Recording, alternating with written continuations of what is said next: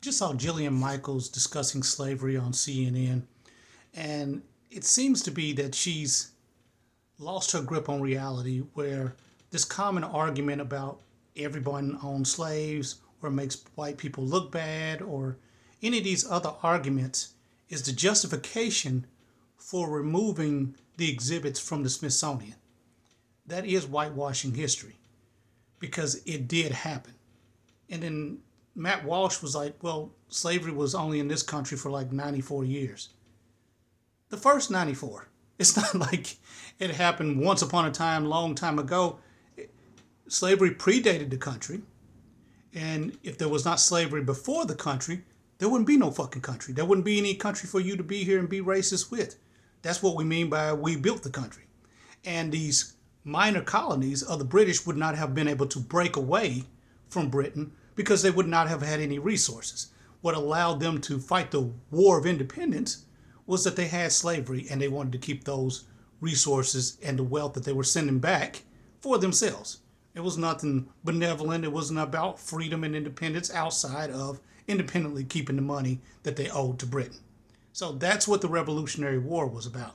So when America started, it was told, okay, we have a chance to build a new country where all of these royal titles and all of this shit doesn't matter. You can get where you want to be on your own merit. And everybody's like, oh, well, great. Not you black people. No, we're going to keep slavery. And this unimportant thing that didn't matter to nobody, apparently, to modern whites, that didn't nobody really think about and that we make too much of a bigger deal of, determined when you could become a state and if you could become a state. It was one state at a time, and it was whether you're going to be a slave state or a free state. Then they had to do it two at a time to make sure that they didn't outnumber each other. This is how unimportant this was to America. Then the Civil War, because of all this endless bloodshed and the bloodiest conflict in the country, because, of course, this unimportant thing that didn't really matter to the country. So you want to take it out of the history books, but it's the most significant thing in the country. It was the biggest question when they came up with the Declaration.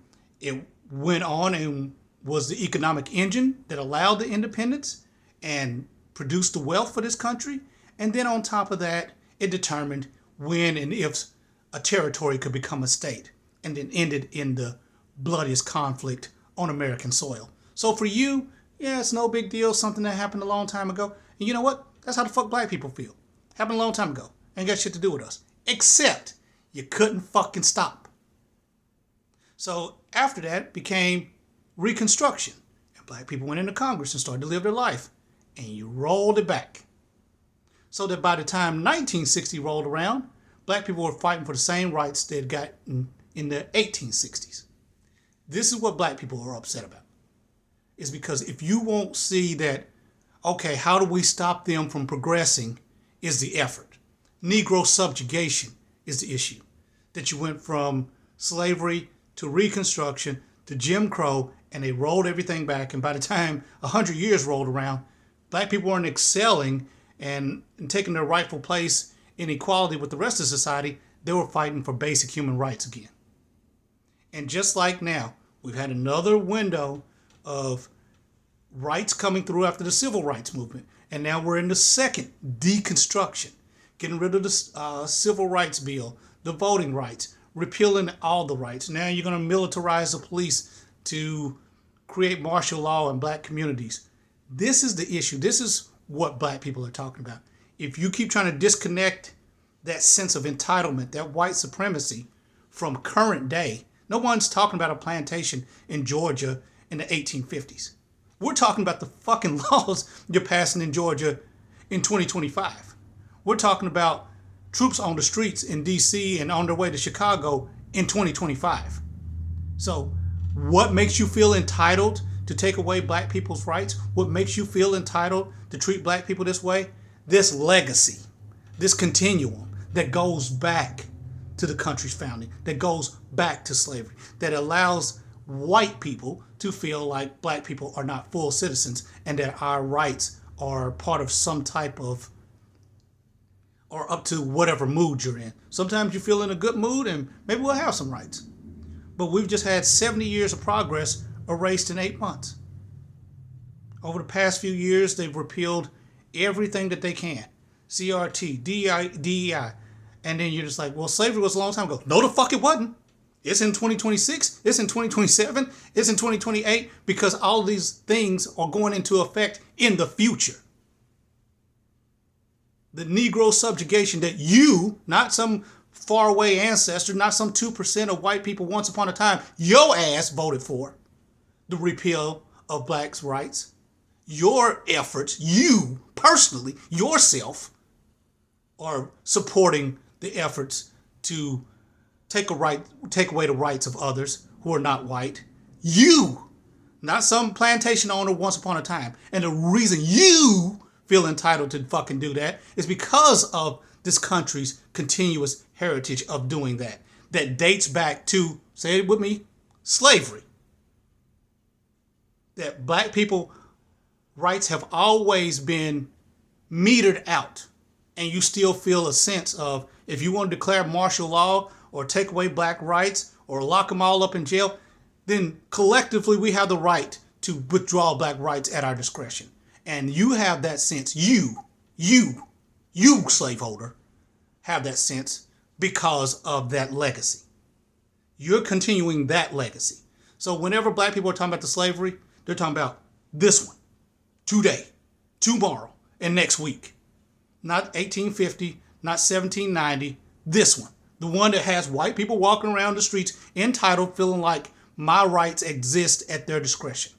And the reason they feel like that, no matter when they got here, no matter what they've contributed to the country, is because of the way the country was founded and passing on this lineage of racism.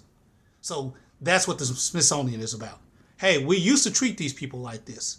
And we have to be careful and mindful, because we outnumber them, not to get belligerent and take away their rights. We have to be very careful because we can easily slip back into Jim Crow. We can easily slip, we'll try, into slavery. So that's what it's about. The rest of it has nothing to do with anything. All those other arguments, slaveholders made. Slaveholders didn't believe they were racist. So you're not coming up with anything like everybody owns slaves. Well, rape has been around since Adam and Eve. I don't know what your point is. Can we take the laws against rape off the books then? Because rape's always been around and it will always be around. Murder's always been around and it'll always be around. So what's the point of punishing people for that? What's the point of complaining about that? It's always been here, so it's always been here, and it's not. And hey, you after crime, black people are murdering people. Well, there's always been murder, right? Black people can't be bad because there's always been murder. If you look around, white people murder each other. So murder shouldn't be a crime, and you shouldn't be cracking down on black murders because there's always been murder. All cultures have committed murder, so there shouldn't be laws against murder. So why are we cracking down on murder? Let's follow your logic all the way out. Slavery didn't happen. Holocaust didn't happen. 9/11 didn't happen. Civil War didn't happen. Pearl Harbor didn't happen. Let's keep going. Let's take everything out the history books. Let's keep the momentum going. I want to lean into this insanity. I want to lean into the insanity of a felon cracking down on crime. I want to lean into the insanity of you want to make sure that there's no crime in D.C. when the biggest crime that's happened in D.C. in my lifetime was January 6th, and all of those criminals who weren't spitting on the police, who were beating the fuck out of them to death, you pardoned. But the people are like, yeah, that makes sense. The guy that just pardoned the people that would beat the shit out of the police and storming the Capitol got pardoned, but he wants to be tough on crime in D.C. Well, you're about 8 months late. You should have made sure all those people got a life sentence if you were concerned about law and order. You should have used them as an example for your law and order. But you sat there and watched them on TV destroy the fucking city. And you're talking about Portland, Oregon or whatever else. But you were in D.C. and you incited that fucking riot. Burn the flag didn't incite the riot. Your words incited the riot. So you are with him against crime. You're with him to go after these people. But he's a felon and you know it. He has a mugshot. You know he was convicted. You don't have to go far. If you don't know and Fox didn't fucking tell you, you don't have to work hard to look it up. And the reason you don't know is because you don't want to know. You want these biased, slanted facts, and you want that to shape your reality. But it is not reality. So I want you to go ahead. I want MAGA to go nuts. I want you to do everything because everything is cyclical. And so after this madness is done, there'll be a new madness, and you'll find yourself on the wrong end of it.